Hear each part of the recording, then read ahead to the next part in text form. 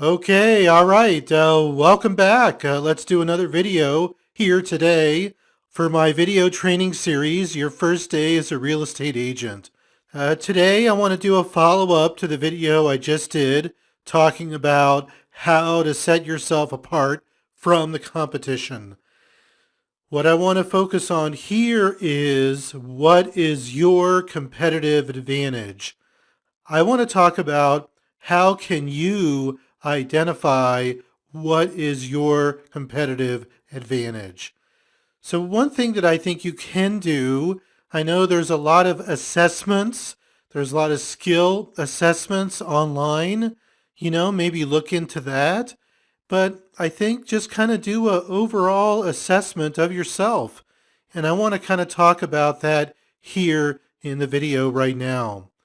I want you to think about your work experience. And like I said in the previous video, a lot of us who come to real estate, this is our second or third career.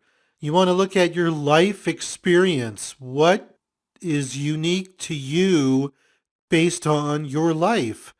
I want you to think about what are your strengths? What do you like doing? What makes you happy? I think that's also very important because real estate over time can be a little bit of a grind. It is somewhat repetitive.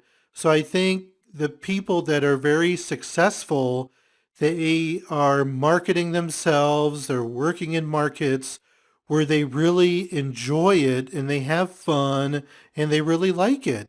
I want you to have that same experience. Just a quick review. So the 4 agent model profiles, the hustle agent, the sphere agent, the internet agent, and the farming agent. And we're going to see maybe which one of these models are going to fit you best. Because, like I said before, it is hard to be all 4, but if you can be all 4, then, you're well on your way. Your first year, it's really important that you build a foundation for your business in your first year. What's most important in your first year is that you make it to your second year. And, being a little bit, having fun here, but it's so true. I want all of you to make it through your first year, make it to the second year, and build a long-term career. As long as you enjoy it, you're making money, and you really feel that it's a good fit for you. So your first year, the 2 models which fit best are going to be the hustle agent, because by getting out there, by working, by doing open houses, by making the calls, that is the best way to generate immediate leads. The second area is the sphere agent, and that's working your sphere. We talked about that. Networking, all the people that you know, and that is a good way to generate immediate leads is to get referrals. Even when you're new, I know when I first started out in my first year, I did get a few referrals from people that I knew, and the people who referred me, they knew I was a realtor, but they hadn't used me, but they're like, hey, Mario, he's a realtor, give him a call. So I did get a few leads that way, a few good referrals, and, it was good for me to help build my business. You can do these 2 models, the hustle and the sphere, and then you need to look to the future. You need to identify what is going to be your competitive advantage. You need to leverage your strengths. If you have a lot of contacts, some of you who come into real estate, you know a ton of people, depending on your previous job that you were in, depending on socially how many people you know, how many people you know through your family, through your extended family, through your grandparents. If you have rich grandparents, that could be a good way to start your career. You could be a sphere agent if you have a lot of contacts. If you're a hard worker and you want to put in the effort, you're focused, you're determined, you're going to do whatever it takes, That fits the profile of the hustle agent. If you're good at public speaking and maybe you have some public speaking experience, that can dovetail nicely to being a internet agent and doing videos, doing YouTube videos, doing a podcast. You can, a lot of opportunities available if you have public speaking experience. Maybe you have experience taking a photography, taking a lot of good pictures. You can leverage that and post a lot of pictures on your blog, on your website, on Instagram. Having good photography skills is very valuable as a realtor. Bilingual, talked about this in the previous video. If you speak a second language, then you can leverage that to a specific community of people where it's a great fit, because if they don't speak English and you speak their language, another great way for you to develop a competitive advantage. One thing here is I would do a market analysis for what the opportunities are if you do speak a second language, where you can kind of leverage that into specific geography or territory. If you're a good writer and you like to write and you like to express yourself, then that is a perfect fit for blogging, writing content for your website, creating good, valuable written content for the internet is very, very valuable. Now, I want you to be creative. I want you to think about what are your competitive advantages? What is a unique skill? What is a unique experience that you have that you can apply to real estate? Think about how buyers buy. Most of you maybe have already bought or sold a property, so you've experienced it firsthand. You know what it feels like to be a buyer. I know when I started, I had already bought a property, and I used that experience of what it felt like to be a first-time home buyer, and it helped me when I was helping my clients. Think about how sellers sell their property. What is the process? What is the process when you buy? What is the process when you sell? Think about it. Be creative. How can you leverage your past experiences to set yourself apart when you're working with buyers and sellers? You want to be able to make yourself stand out from the competition. This way, when people are looking for something and you fit that need, then they're going to come right to you. It's a great way to be able to build your business. One thing I'll mention here, especially when you're new, make sure you protect your brand. Don't do anything that you're going to regret. Don't do anything that people ask you to do or force you to do, and you don't feel comfortable doing it. You don't feel it's ethical. You don't feel you're being honest. Do what you feel is right. Your brand is going to be something that you're going to build on for the future, and you want to make sure that you don't do anything to tarnish it. Now let's talk about trying to identify your competitive advantage. I keep saying find it, but let's think about how you can find it. You can leverage your life experiences, your family connections.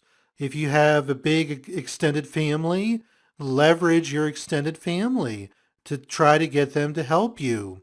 Where did you grow up? If you grew up like on a big farm, in a rural area, maybe that could be a good niche for you to focus on, is rural properties. Maybe you grew up in the city, in the heart of the city. You're going to know what city living is all about.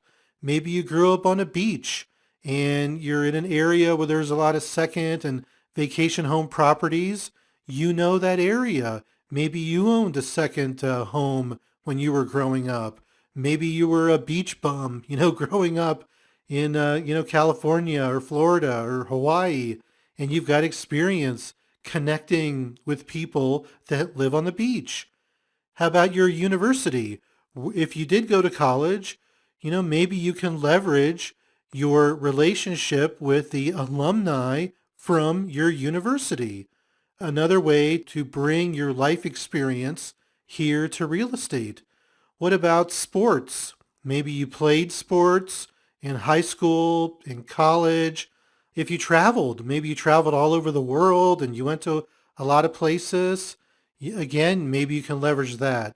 How about church? Maybe you're a regular churchgoer and you've got a big community within the church that you attend, and you can promote yourself within the church and you can get people to help you. I know a lot of agents in my market who are very active in their church and they use that as their competitive advantage. How about a gym, a rec center? Maybe you go to a yoga class, a CrossFit class, any of these exercise classes. You can leverage those relationships. How about hobbies? Maybe you've got some hobbies with different people. You could use that. Your children, you can leverage your relationship with other parents. Maybe you're active in the PTA, the PTO. Maybe you're really involved in the school community. Maybe you've done volunteer work, charity work, any kind of community work, any kind of community visibility that you have. That is something that could definitely help set you apart from the competition. Let's talk a little bit about leveraging your work experience. When I came into real estate, I had been in the high-tech sales world for about 15 years, started working in a corporate housing company. And once I started doing corporate housing, I learned a lot about relocation. In our company that I was working for, we started offering relocation services, and eventually we transitioned into real estate. And then it was just not a good fit for me, so I went out on my own.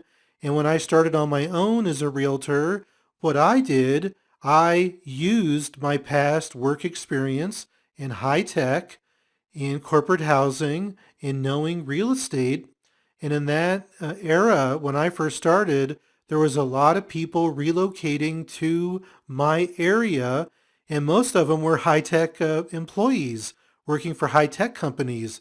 So I could speak their lingo of high-tech and talk about software development, and it was great.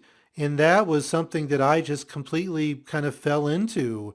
And I really didn't think it through. I just said, hey, I'll be the relocation realtor because I know everything about relocation. A lot of people are moving here, and it just worked out perfectly for me. So that became my competitive advantage, is that I knew a lot about relocation. I knew a lot about high tech, and I leveraged that to promote and market myself to the public as well as to my sphere. And I developed a lot of contacts with HR people in the area. So whenever somebody was new and moving here, I was able to connect with the transferee, and it was perfect. Really, any job or career that you had in the past is going to have some tie-in with real estate. Leverage that. We all have strengths. You just need to identify them.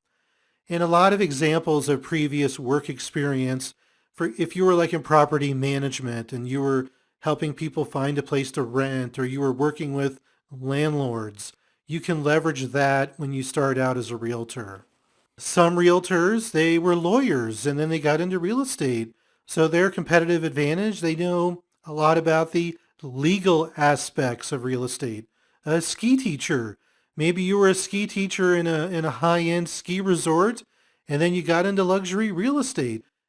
And a school teacher, maybe you were teaching in school. If you're teaching in school for a lot of years, you're going to know a lot of people. You're going to know a lot of parents.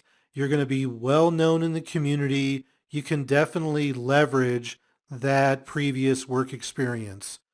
I know one agent here in my market, and he's a European, and he's really into football, the European football, and he makes he makes contacts with people for his business as a realtor with other Europeans that live in the area. And that's great. Maybe you have some radio experience and you're working in radio.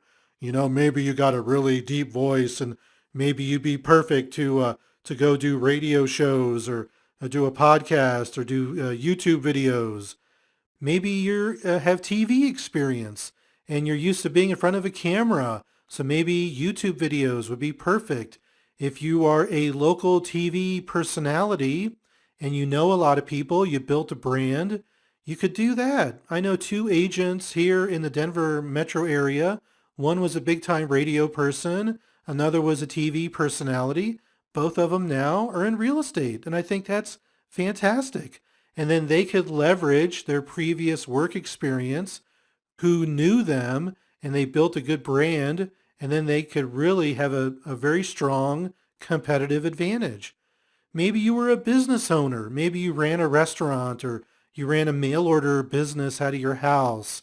If you owned a business, you're going to have a competitive advantage because being a realtor is a small business.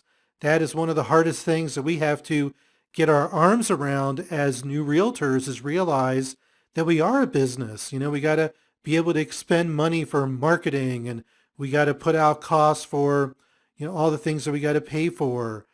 The other thing, if you're a business owner, maybe a good fit for you down the line is you could build a team and you could build a team of realtors and then you could leverage the other realtors working for you and then you could make more money, right? Fantastic.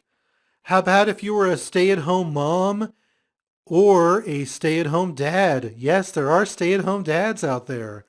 So maybe you were a stay-at-home parent and you were doing that for 10, 15 years. And I know, having two young daughters, 11 and 8, and we just had a 4-day weekend. I'm like, oh my goodness, right? That is a lot of work and I'm just really going crazy. But if you're a stay-at-home parent and you're doing a good job and you're managing the household and you're managing the kids and taking care of everybody, that is a tremendous amount of work. There's a lot of stress involved. So you are well suited to be a realtor and you can leverage that past work experience. I joke that when we take care of our customers, our clients, sometimes it's like taking care of our kids. So you'd be a perfect fit for that. Let's dig into each one of the models and see how they could fit you. As a hustle real estate agent, you're working harder, you have a positive attitude, you're cold calling, you're knocking on doors, you're hosting open houses, you're doing whatever it takes to build your business, you're doing whatever it takes to make connections, you're talking to 30, 40 people a day, you're working floor. Now, is this you? Does that fit your personality? Are you that type of person who's a go-getter, who's always smiling, who's always feeling good? Hey, Bob, how are you doing today? Oh, fantastic. I'm on top of the world. I'm going to talk to 10 people and 10 people are going to buy a house from me today. Now, I'm being a little bit silly here, but there is a little bit of truth to that. You really need to be somebody who's kind of gung-ho, high energy, and ready to take on the world. Does this fit you? If this fits you, this can be a great way to build your business, especially in the first couple years. One thing that I want to point out is that you're going to have short-term gain because you're going to be able to build your clients really fast. So this is probably the best way to build your business. One thing I want you to consider is if you're going to be a hustle real estate agent and you're going to work hard, you're going to do whatever it takes, and if most of your leads are going to come this way, you're going to have to work hard all the time. Year 3, year 4, year 5, you're still working very, very hard. That's why I want you to consider some of the other models to complement being a hustle real estate agent. Because I have seen real estate agents burn out pretty quickly. They do really well, but they just don't want to keep working that hard, and then they get out of the business. Let's talk a little bit about Sphere Real Estate Agent. This is where you're building your database, you're working everybody you know, you're networking. Advice here, identify your champions. People who are going to promote you, people who are going to sponsor you, people who are going to be, yeah, Mario, you need to work with him. Those people in your sphere, you're going to have them identify who they are and make sure you take good care of them. You're working by referral, but do it in a subtle way. Don't always be throwing that out to people because over time, you don't want to alienate your sphere because you're always asking for referrals. You're going to need to develop a contact system where you're going to be contacting people 20 to 30 times a year at the minimum. Phone calls, personal emails, handwritten notes, through social media, through Facebook, stopping by, doing lunches, having parties, doing your customer parties. A great way for you to build your business. My philosophy, keep building the snowball with new clients. Every year, 10, 15, 20, 30 new clients. You're adding every year, so you're building that snowball. So you have that sphere. So after 5 years, you have like 100 people that you've helped. Then you could leverage that. And then over time, you can get repeat business. They start coming back to you, but they keep referring you to other people. Focus on exceptional customer care. Take really good care of your customers, your clients. We talked about expertise being the foundation of your career. You are a professional. When you treat your people with professionalism, you take a high level of care, they're going to remember that. They're going to refer you and they're going to come back and use your services again when they need to buy or sell a property. The internet real estate agent, content marketing, blogging, doing your website, social media. Good thing about social media that it's low cost. Now, is this you? Are you the type of person who on a regular basis can create content, be it through written, be it through video, be it through pictures, but at least every week you need to create some piece of content. The top bloggers, they're creating content at least once a day. Some of them are doing a couple a day. But if you're creating content once a day and you're adding it to your blog and your website, then you're going to be building social media equity. You're going to be building equity for your website, for SEO, for search engine optimization. That way your website is going to come up higher in searches when buyers or sellers are looking for real estate services in your area. Then your blog or your website is going to pop up. You need to stick with it. If you're going to be an internet real estate agent, you got to stick with it. You can't just do it a couple months and say, oh, I didn't get any leads. I just want to be a hustle agent. I just want to host open houses. I want to call in expireds and I want to call FSBOs. You can do that, but I'm giving you valuable advice here. Build your social media equity, build your website, build your blog, add content. This is extremely valuable. You just need to be patient. It takes time. It takes effort. It is a long-term proposition. But if you're being a hustle agent during the day and you're really busy, then you need to be an internet agent at night. I'm being very, very serious here. You really need to do that because it's going to help you in the long run. The payoff is going to be really good. The great thing I love about the internet, it's always open 24/7. So your blog is going to be there.